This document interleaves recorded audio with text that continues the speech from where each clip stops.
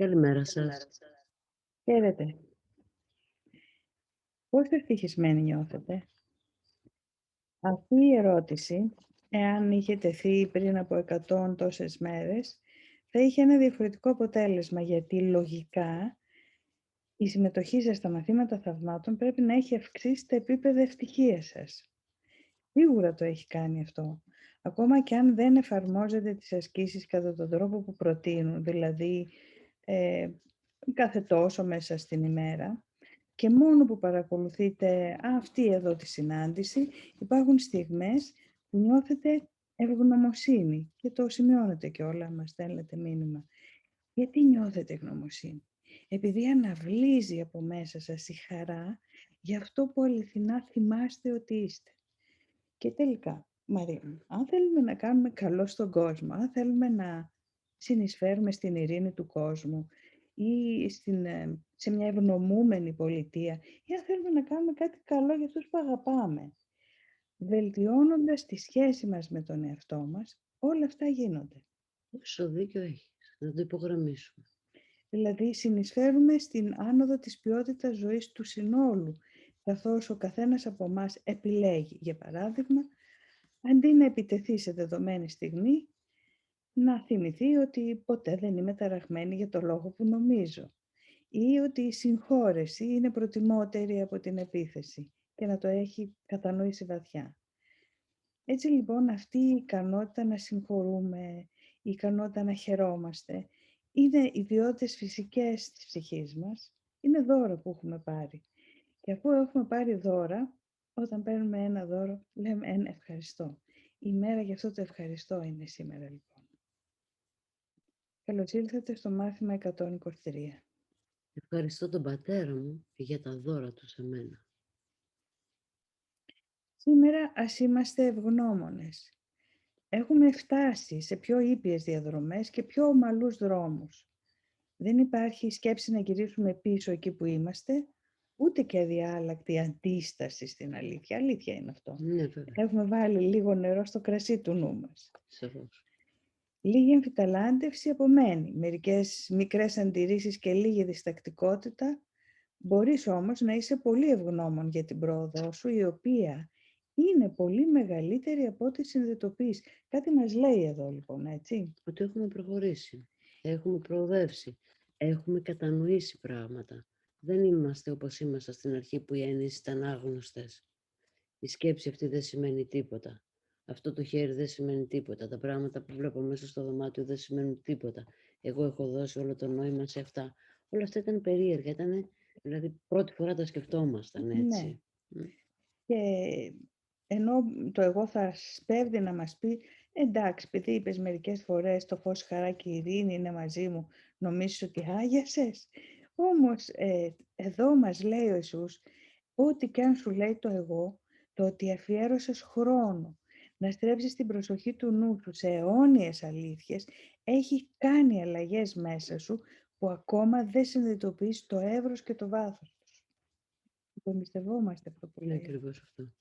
Να είσαι χαρούμενη σήμερα, γεμάτη αγάπη και ευγνωμοσύνη που ο πατέρας σου δεν σε έχει εγκαταλείψει, ούτε σε έχει αφήσει να περιπλανιέσαι μόνη σου στο σκοτάδι.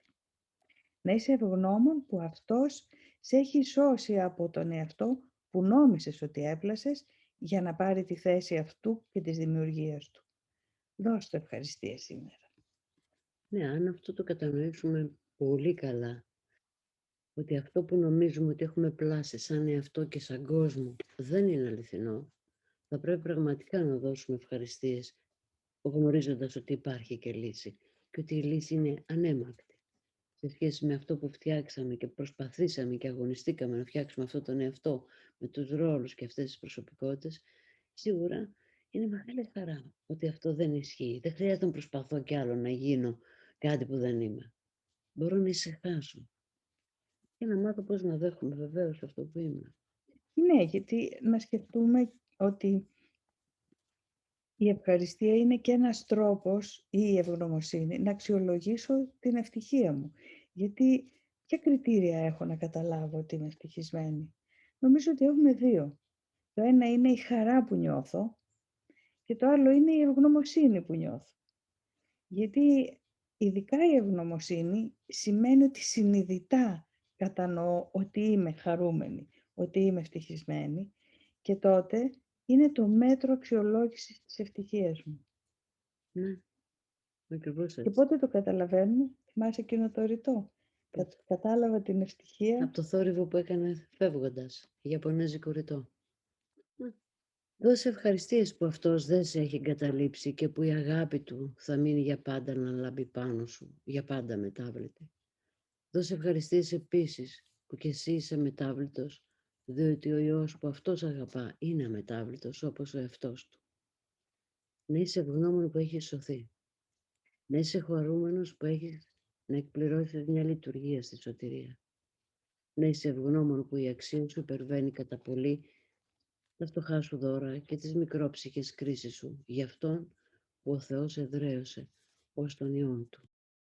Σήμερα με ευγνωμοσύνη ανυψώνουμε τις καρδιές μας πάνω από την απόγνωση και υψώνουμε τα γεμάτα ευχαριστίες μάτια μας ώστε να μην κοιτάζουμε πια κάτω στο χώμα. Τραγουδάμε το τραγούδι της ευγνωμοσύνης σήμερα προς τιμήν του εαυτού που ο Θεός έχει θελήσει να είναι η αληθινή μας ταυτότητα. Σήμερα χαμογελάμε σε όλους αυτούς που βλέπουμε και βαδίζουμε με ανάλαφρα βήματα καθώς πηγαίνουμε να κάνουμε ό,τι μας έχει ανατεθεί να κάνουμε. Πράγματι, αυτή η ιδέα να χαμογελάμε σε όλους αυτούς που βλέπουμε είναι ένα ωραίο άθλημα για την ημέρα. Δηλαδή, με αυτούς που είμαστε μέσα στο σπίτι, ας χαμογελάμε συνειδητά. Λόγω του εγκλισμού αυτών των ημερών, δεν βλέπουμε και πολύ κόσμο. Ωστόσο, αυτούς που βλέπουμε, ας τους χαμογελάμε. Και έναν που βλέπουμε σίγουρα είναι τον εαυτό μας τον καθρέφτη. Να του χαμογελάτε το πρωί που ξυπνάτε. Μην τον κοιτάτε παράξενα. Μπορούμε να χαμογελάμε και προς τη φύση, προς τα πουλιά που πετούν, Τι ωραία ιδέα. προς τα άστρα το βράδυ. Τι Μπορούμε ωραία. να σχετιστούμε με τόσα πράγματα γύρω μας. Γιατί το να χαμογελάσω συνειδητά σημαίνει να συνδεθώ με την καρδιά μου με τη χαρά. Και να πω και κάτι μεταφορικά. Η έννοια του εγκλισμού είναι εγκλεισμένη σε μια ταυτότητα, λανθασμένη. Ας χαμογελάσω, γιατί τώρα ξέρω ότι δίπλα μου είναι αυτό που αληθινά είμαι. Και θα προσθέσω και κάτι ακόμα, Μαρία μου. Ότι όλοι ζούμε μια κοινή κατάσταση, όλος ο πλανήτης αυτή την περίοδο και στην Ελλάδα όλοι εμείς. Μοιραζόμαστε τον εγκλισμό, αλλά η ποιότητα έχει αλλάξει. Εξωτερικά δεν κάνουμε κάτι διαφορετικό από όλους τους άλλους. Μέσα μας όμως έχουμε ανοίξει διάπλατα παράθυρα, πόρτες και έχουμε βγει σε ένα άλλο σύμπαν. Αυτή η χαρά που νιώθουμε για αυτό που μοιραζόμαστε εδώ έχει κάνει τεράστια αλλαγή ποιοτική και έχει συνεισφέρει και στους άλλους που δεν συμμετέχουν σε αυτή την ομάδα, επειδή η δική μας βελτίωση αλλάζει το συνολικό παράδειγμα. Τότε και το μάθημα. Πόσο σημαντική είναι η συνεισφορά μου στο σχέδιο του Θεού για την σωτηρία. Τι ωραία. Δεν πηγαίνουμε μόνοι μας και δίνουμε ευχαριστίες που ένας φίλος έχει έρθει στην απομόνωσή μας για να μας πει το σωτήριο λόγο του Θεού. Και ευχαριστούμε και σένα, τον κάθε ένα που τον ακούς. Ο λόγος του είναι άϊχος, αν δεν εισακουστεί. Όταν ευχαριστείς Αυτόν, οι ευχαριστίες δίνονται και σε σένα. Ένα μήνυμα που δεν έχει ακουστεί δεν θα σώσει τον κόσμο, όσο δυνατή κι αν είναι η φωνή που ομιλεί, όσο μεγάλη κι αν είναι η αγάπη του μηνύματος. Ναι. Χρειάζεται δηλαδή να το ακούσουμε και να το ακούσουμε με την καρδιά μας. Ναι. Λάβε τις ευχαριστίες του Θεού σήμερα, καθώς δίνεις ευχαριστίες σε Αυτόν, διότι Αυτός θα ήθελε να σου προσφέρει τις ευχαριστίες που δίνεις, επειδή λαμβάνει τα δώρα σου με αγάπη και ευγνωμοσύνη και στα επιστρέφει 1000 φορές και εκατοντάδες χιλιάδες φορές πιο πολλά από αυτά που δόθηκαν. Και έτσι αυξάνονται σε ισχύ και δύναμη μέχρι να γεμίσουν τον κόσμο με χαρά και ευγνωμοσύνη. Ας δοθούν ευχαριστίες σε σένα που άκουσες, διότι έγινες ο αγγελιαφόρος που παίρνει τη φωνή του και την αφήνει να αντυχεί σε όλο τον κόσμο. Σημειώνουμε εδώ ότι η σχέση μας με αυτόν που μας δημιούργησε εδώ τοποθετείται σαν σχέση ευγνωμοσύνης και από τις δύο μεριές. Και από εμένα προς αυτόν, αλλά και από αυτόν προς εμένα, επειδή άκουσα τη φωνή του Ναι. και ξύπνησα. Και ας θυμηθούμε ένα ωραίο στίχο του Γιάννη Ρίτσου. «Ως και στο βάθος του γκρεμού η ευχαριστία». Πόσο δυνατά είναι αυτά τα λόγια. Πάμε στην πρακτική εφαρμόγη, Μαρία μου. Λάβε τις ευχαριστίες του και πρόσφερέ του τις δικές σου για 15 λεπτά 2 φορές σήμερα. Αυτό το ιερό ημίωρο που προσφέρεται σε αυτόν θα σου επιστραφεί σαν χρόνια για κάθε δευτερόλεπτο. Δύναμη να σώσεις τον κόσμο, αιώνες πιο γρήγορα, λόγω των ευχαριστειών σου σε αυτόν. Λάβε τις ευχαριστίες σου και θα καταλάβεις με πόση αγάπη σε κρατά στο νου του. Λάβε τις ευχαριστίες του και θα καταλάβεις με πόση αγάπη σε κρατά στο νου του, πόσο βαθιά και απεριόριστη είναι η φροντίδα του για σένα, πόσο τέλεια είναι η ευγνωμοσύνη του σε σένα. Να θυμάσαι να τον σκέφτεσαι κάθε ώρα και να του δίνεις ευχαριστίες για κάθε τι που έδωσε στον Υιό του, ώστε να μπορέσει να υψωθεί πάνω από τον κόσμο, ενθυμούμενος τον πατέρα του και τον εαυτόν του. Το κίνητρο λοιπόν είναι αυτό για να κάνουμε την πρακτική άσκηση. Φανταστείτε κάθε ώρα να σκεφτόμαστε αυτόν που μας δημιούργησε μέσα από ευγνωμοσύνη για αυτά που μας έχει δώσει, που δεν έχουν στερέψει, που δεν έχουν χαθεί, ό,τι καλό έχουμε κάνει. Και αυτό ισχύει για τα δισεκατομμύρια που βρίσκονται πάνω στον πλανήτη.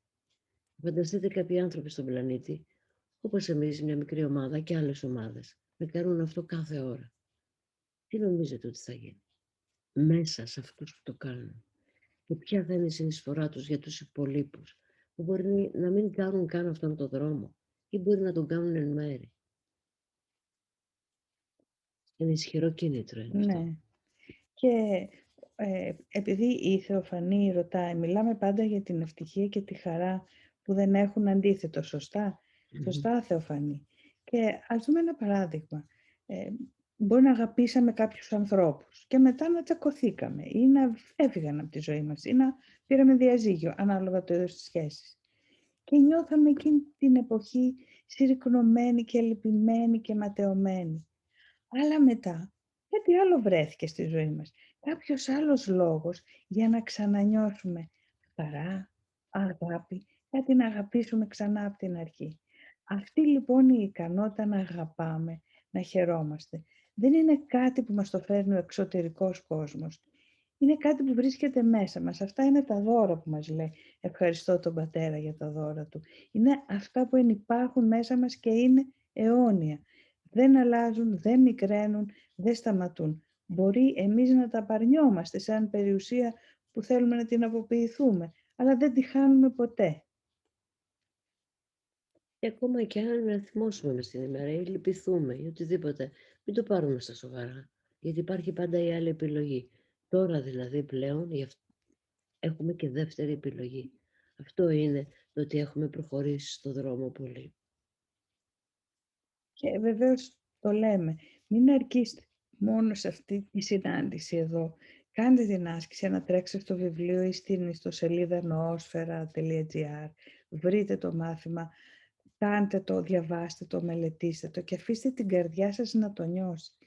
Γιατί αυτά που αληθινά γίνονται πρίκα της ψυχής μας είναι οι βιωμένες εμπειρίες, όχι η πληροφορία. Το να μεταφέρω την πληροφορία σε βίωμα είναι όλο το έργο που αξίζει να κάνω. Έτσι ακριβώς. Πάμε σε μια ερώτηση. Να πάμε. Σε μια ερώτηση της Ανθής, λοιπόν, ρωτάει, οι ενσαρκώσεις μας πώς οργανώνονται και από ποιον? Πώς αποφασίζεται το επόμενο ταξίδι μας? Τι η φτώχη του? Μια που σε μια ενσάρκωση μόνο δεν μπορεί ένα πνεύμα να καταφέρει να λειτουργεί με τον ορθό νου. Πώς καθορίζεται το πότε θα εμφανιστεί μια νέα ενσάρκωση στο γραμμικό χρόνο στον οποίο εμείς λειτουργούμε? Πώς καταλαβαίνουμε, η ενσάρκωση σημαίνει σώμα. Μέσα Δηλαδή, σε σάρκα. μέσα σε σάρκα, ακριβώς. Και εφόσον το σώμα, όπως έχουμε πει, είναι μία ψευδαίσθηση, είναι ψευδαίσθηση και το ότι γεννιόμαστε και πεθαίνουμε. Και πάλι από την αρχή ενσαρκωνόμαστε. Όλος αυτός ο κύκλος είναι ένας ψευδαισθητικός κύκλος. Έχει όμως ένα σκοπό για το νου που κοιμάται και ονειρεύεται ότι κάνει αυτόν τον κύκλο. Συντηρεί τον διαχωρισμό, συντηρεί τον ιδιαίτερο εαυτό του μέσα από αυτό. Επίσης συντηρεί και κάτι άλλο πολύ σημαντικό, το παρελθόν και το μέλλον. Συντηρεί τον χρόνο έτσι όπως τον αντιλαμβανόμαστε, αν και είναι ψευδαίσθηση. Συνεπώς, οι ενσαρκώσεις είναι σειρές ονείρων και μπορούν να αναγνωριστούν σαν όνειρα, εάν αυτός που ονειρεύεται αντιληφθεί τον εαυτό του όχι σαν εικόνα ή πρωταγωνιστή μέσα στο όνειρο, αλλά σαν αυτόν που κατασκευάζει το όνειρο. Πολύ σπουδαίο αυτό. Να αντιληφθώ τον εαυτό μου ως τον ονειρευτή. Αυτός που κατασκευάζει το όνειρο. Όχι αυτός που είναι μια φιγούρα μέσα εκεί. Στο άλλο ερώτημα της Ανθής, Πώς ναι, οργανώνεται και από ποιον οι ενσαρκώσεις οι αυτές. ενσαρκώσεις αυτές. Οργανώνονται από το νου του ονειρευτή λοιπόν. Βάσει των ασυγχώρητων που έχει, των εκκρεματήτων που έχει, των φορτίσεων ή επιθυμιών του, που δεν έχει ζήσει όλα αυτά που θα ήθελε.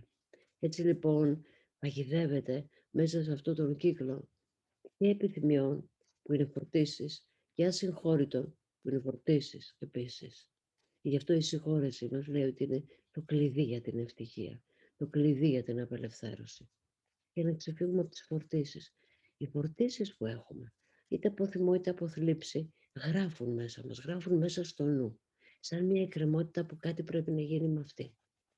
Και αυτό που πρέπει να γίνει και σε αυτό συγχώρεση. Γιατί δεν έχει υπάρξει αληθινή βλάβη. Πενά σε αυτό. Στην ερώτηση δεν μπορεί ένα πνεύμα να καταφέρει να λειτουργεί με τον ορθό νου. Το μάθημα 97 μας λέει με πνεύμα. Και ως πνεύμα βεβαίως δεν ταυτίζομαι με το σώμα, ούτε με τον χρόνο, ούτε με το παρελθόν, ούτε με το μέλλον. Και το πνεύμα είναι εκτός χώρου και χρόνου, έτσι όπως τα έχουμε εμείς κατασκευάσει. Η όραση λοιπόν για τον εαυτό και για τον κόσμο ως είμαι πνεύμα έχει αποκατασταθεί. Και ακόμα και αναμνήσεις από οι προηγούμενες ζωές δεν έχουν καμία αξία γιατί η φύση τους είναι ψευδαισθητική. Δεν τίθεται λοιπόν θέμα όταν είμαι πνεύμα να πάω στον ορθό νου, γιατί είμαι ακόμα πιο πέρα από τον ορθό νου. Δεν υπάρχει καν ο διεισμός λάθος και ορθός νους. Και όπως μας λέει το εγχειρίδιο στο κεφάλαιο 24 που μπορείτε να διαβάσετε πάνω στο θέμα της μετενσάρκωσης, μας λέει ότι οποιαδήποτε πεποίθηση οδηγεί σε πρόοδο ή επανόρθωση για αυτή τη χρησιμότητά της, αυτή η πεποίθηση, επειδή χρησιμεύει για την πρόοδο ή την επανόρθωση, αξίζει να τιμάται και αυτό είναι το μοναδικό κριτήριο που απαιτούν αυτά τα μαθήματα θαυμάτων. Έτσι λοιπόν, το να ασχολούμαστε με την μετενσάρκωση για τα μαθήματα θαυμάτων δεν έχει καμία περισσότερη αξία από το να ασχολούμαστε αυτή τη στιγμή με τη ζωή μας. Είναι το ίδιο πράγμα. Επίσης η ζωή μας αυτή τη στιγμή είναι το αποτέλεσμα όλων των ονείρων, σαν νους, δηλαδή, των προηγούμενων ονείρων. Των προηγούμενων ονείρων. Είναι το αποτέλεσμα, οπότε το να ασχολούμαστε με το τι έγινε κάποτε. Δεν έχει καμία σημασία και καμία αξία, γιατί αν ασχολέμαι με το θέμα της μετενσάρκωσης ή με τη ζωή μου σήμερα, είναι μόνο για ένα λόγο. Επί της ουσίας είναι για ένα λόγο. Για να σωθώ από την ψευδαίσθηση. Είτε ασχοληθώ λοιπόν με κάτι που έγινε πριν από 400 χρόνια ή με αυτό που κάνω σήμερα και ζω σήμερα, η ψευδαίσθηση είναι ίδια.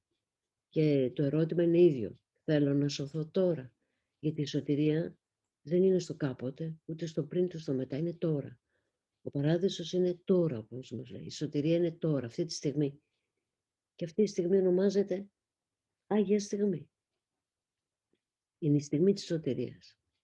Έτσι λοιπόν η ιδέα της μετενσάρκωσης είναι σαν να ρωτάμε, υπάρχει η ζωή αυτή που ζούμε τώρα? Υπάρχει μετενσάρκωση όσο υπάρχει και αυτή η ζωή που ζούμε εδώ τώρα. Σαν ένα όνειρο διαδοχικό. Παρ' όλα αυτά, είναι βέβαιο ότι ο δρόμος για τη σωτηρία μπορεί να βρεθεί και για αυτούς που πιστεύουν στη μετενσάρκωση και για αυτούς που δεν πιστεύουν στη μετενσάρκωση. Επομένως, η ιδέα δεν είναι ζωτικής σημασίας, φτάνει να μπορώ να τη χρησιμοποιήσω επικοδομητικά όπως κάθε ιδέα και κάθε αντικείμενο του ονείρου. Ναι. Και ακόμα στο εγχειρίδιο λέει ότι ο δάσκαλος του Θεού, παύλα μαθητής, μπορεί να πιστεύει στη μετενσάρκωση. Δεν χρειάζεται να την αποκηρύξει. Δεν χρειάζεται δηλαδή να κάνουμε κανένα πόλεμο με τη μετενσάρκωση. Πιστεύουμε, δεν πιστεύουμε, είναι το ίδιο πράγμα.